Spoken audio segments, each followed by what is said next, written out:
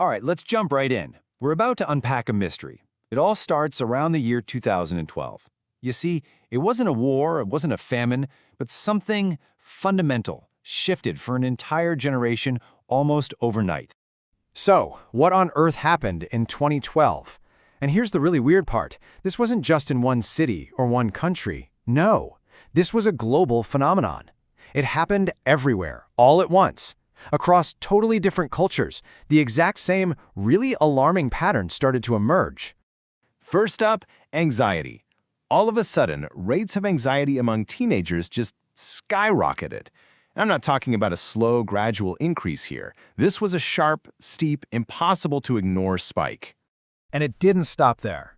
Depression followed the exact same playbook. The trend line just shoots straight up, climbing at a rate nobody had ever seen before. And then, maybe the most disturbing piece of the puzzle. Emergency rooms started seeing a massive spike in young people coming in for self-harm. The data was screaming at us. We were looking at a genuine crisis.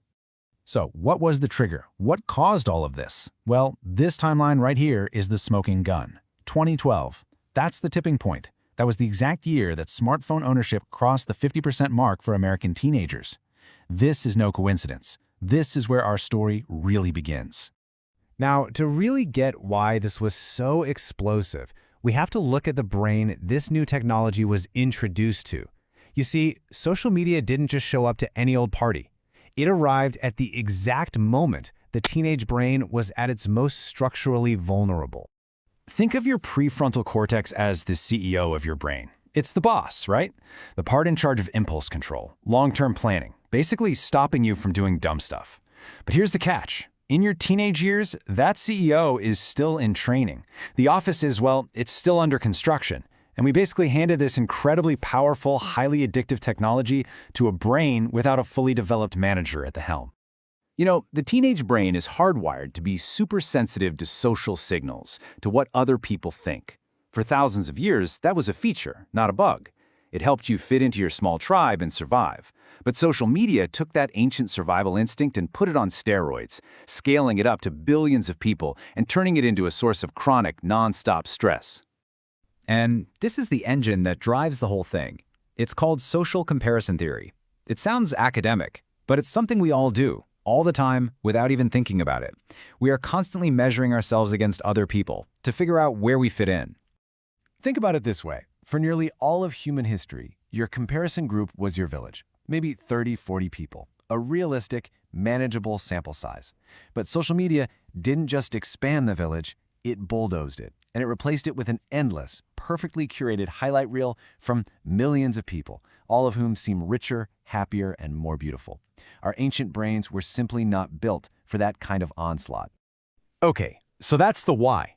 Now let's dive into the what. Let's look at the hard numbers, because the data that's been compiled over the last decade, it paints a pretty shocking picture. Just take a look at this number, a 130% increase in depression among teenage girls in the US. Let that sink in for a second. That is not a minor fluctuation. That is a seismic, generation-defining shift in mental well-being. And the real-world impact is just undeniable. Emergency room visits for self-harm among girls between 10 and 14 tripled. It's a staggering, heartbreaking figure. And remember, this pattern wasn't just in the US. It was consistent across the UK, Canada, Australia, all hitting at the same time, all following the same terrifying curve. So what about the boys? They were absolutely affected too, but the patterns often looked a little different. While for girls, the data often showed these issues turning inward with anxiety and depression, for many boys, it was more like an external detachment, a deep social withdrawal from real life, as the pull of online worlds started to replace actual face-to-face connection. The social psychologist Jonathan Haidt, who has compiled so much of this data, really doesn't mince words. He calls it, and I'm quoting here, the greatest mental health crisis ever recorded among adolescents, in any country for which we have data. Just wow. Okay, I know this all sounds incredibly bleak, but this isn't just a story about damage. It's also a story about recovery. And the really cool part is that the same brain science that explains the problem also shows us the way out. And this is the hopeful part. It all comes down to a concept called neuroplasticity. It just means our brains have this amazing ability to be shaped and rewired by our experiences. It's a two-way street. The brain can be rewired in a healthier direction based on the new experiences we give it. And the research is pretty clear on what works. Get this, just 5 days without a smartphone shows measurable improvements in things like empathy and attention. And this is crucial. Teenagers who spend 3 or more hours a day in real, face-to-face interaction, they have mental health outcomes that look a lot like pre-smartphone generations. The key insight is this. The antidote isn't throwing your phone away, it's about displacing screen time with actual, unmediated human presence. So the path forward is actually pretty straightforward. It all starts with just understanding this fundamental mismatch between our ancient biology and our modern tech.